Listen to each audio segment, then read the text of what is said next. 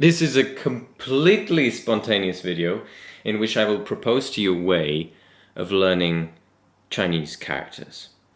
This might also work if for someone who is interested in studying like the kanji of the Japanese characters and then going on to studying like the more calligraphized medieval Chinese derivatives in the Japanese script, hiragana, katakana.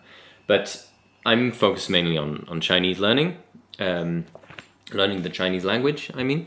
And the idea came because I was reading this book, and the way in which you can imagine that I was reading it is not, I didn't pick up some book as I would a book in English or in German or in French or even in Italian.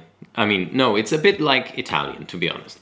I pick up this book and I vocalize. I can vocalize the characters Taiwan Zhi Chun. And let's say I don't know these characters yet, and so I look up what is Taiwan, what is Zhi, what is Chun. 戒严前的台湾民主运动. And so I look up maybe 戒严 and 前. Well, Tian is a very common character, so I'm bound to know it already, and so on. But I bought this book in Taiwan in a lovely underground, the bookshop in the center of Taiwan. That's in the tube, basically. And so, how come that I can read like that? How come that I can read this book and simply read aloud, and then have to look up, like I might know the meaning of 戒, but then 戒严 might be a foreign word because it's a political term, so, right? How come?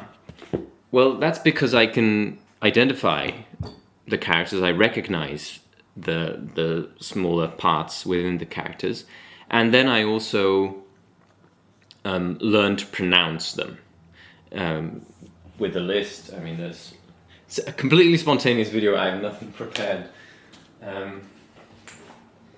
But in Geneva, when I was studying under Claudia Berger, which is a great teacher, which now last year was the first year that she didn't teach. Mine was the last year that she taught, and she had this book here, where she made this to learn the Kangxi, and that's where the term Kangji comes from. Kangxi, it's the emperor in the 18th century that was responsible for having one of his expert calligraphers, one of his expert linguists, draw up a list that was based on a previous Han Dynasty list, but adapted list for the 214, which they called semantic keys, is what Berger called semantic keys, right? Clés sémantiques. And later on in the 20th century, you had the graphemes.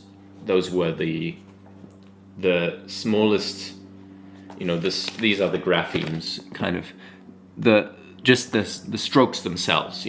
They made a list of that later on. I mean, already then they established a few of them, and then later on the list was expanded in the 20th century to find a way to make new dictionaries. The Kangxi were also made for dictionaries, this list, to categorize dictionaries, which was a pain in the ass for the Chinese language. Some of these are indeed, like, you cannot take this apart into separate chunks so that you learn one part and the other. You have to learn the whole thing, because only in this form does it mean frog, and would it in ancient times have represented a frog, if you see over here. Now, there are also other characters in this list which are combined characters already, and some which have no meaning whatsoever, which are just, a dot. So I take those out of this list and add to the list a lot of other characters which are unique, which have a unique history, and which were not part of these 214 that Berger compiles. I mean, by the way, I translated this book into German, with German definitions and French and English definitions. We still have to get it out someday. To go back to how you put sound on those characters, then. Oh, in between, I should tell you the step at which I came to compile a list of those characters. I guess I have to put this a bit lighter. So how did I compile this list of about 500 characters, which I categorized into different categories of body parts, humans, animals, plant, singular objects, interacting objects, and lifeless surroundings, and what I call one added stroke, which is basically a character from one of these categories plus an added stroke, right?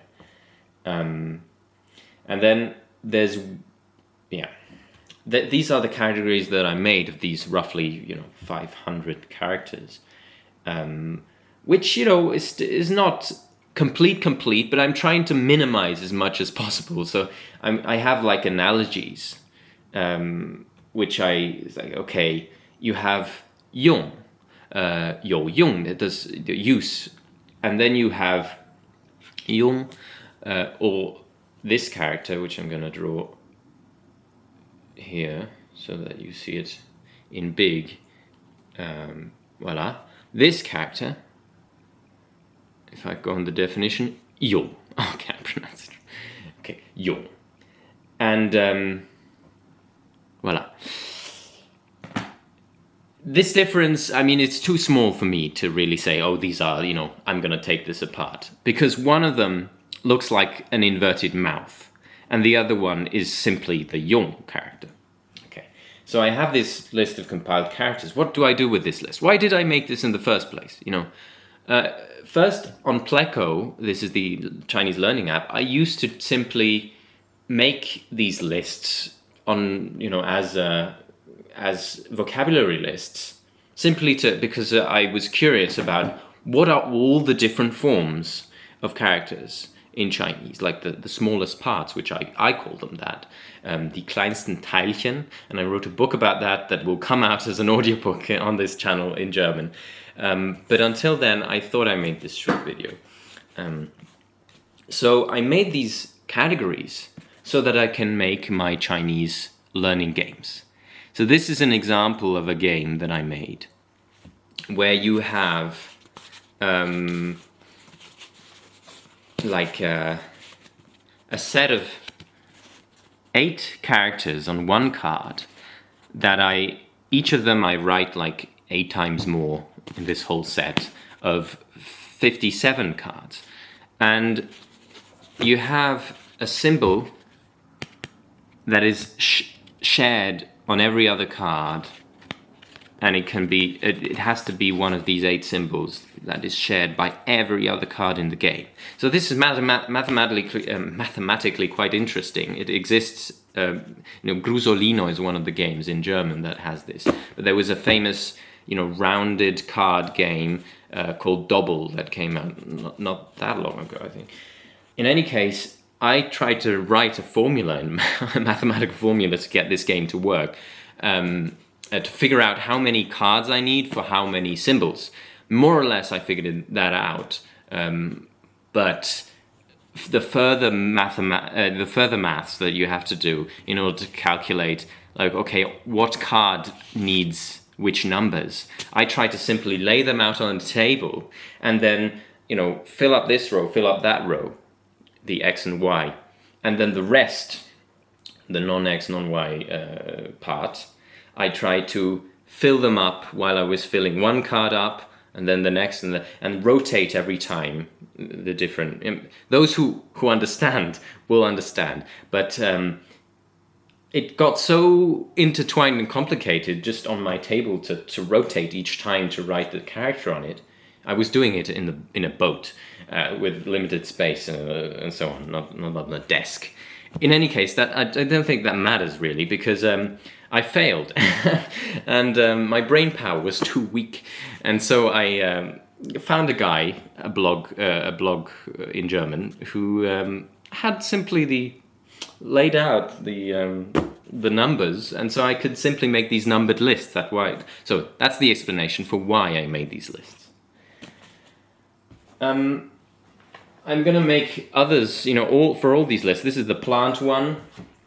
This was the objects one. You can see like and the idea is that on one side you'll have these, and on the other side you'll have don't have it here, but on the other side you'll have the original way these were written. So for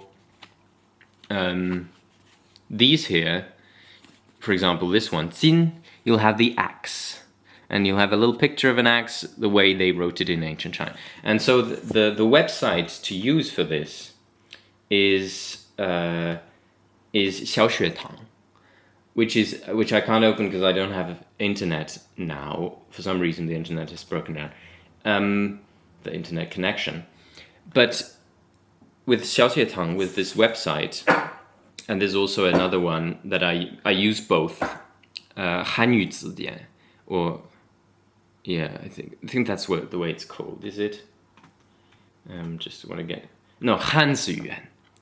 Hanziyuan is the website by this old American, Lao Shushu, but it doesn't have some of the characters, while Xiaoxuetang also doesn't have some of the characters that Hanyu. Hanziyuan has. So after compiling this list, and I would recommend you to maybe make this game yourself. Buy these Bierdeckel is how they're called, Bierfilze, these white ones, and so you can simply exercise writing those smallest parts. Finding them yourself is the best way, obviously. That's how they also stick to your mind. And then you exercise writing them. On these, you write each character 8 times, because then you can make the game. Then you have the game. You play them from time to time with someone. Okay, how do you play the game? You have this stack of cards, you turn it around, you have one card each, if you have 2 players, for example, and then you turn around the top card, and you have to look, the other player has to look which one here is the same. Maybe you can pause the video and figure it out, and then I have to figure out which one here is the same. Okay, and if that works, I think I found mine, which is this one here, and you name what it is. Like in this case, this is the arrow with a string, and this here,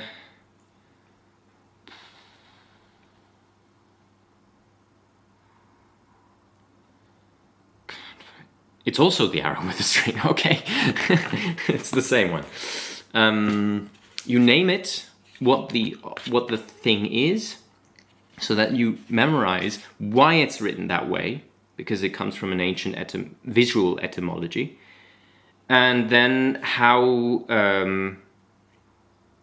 it's pronounced sometimes, the pronunciation, and that leads to my next issue of learning putting pronunciation on the characters.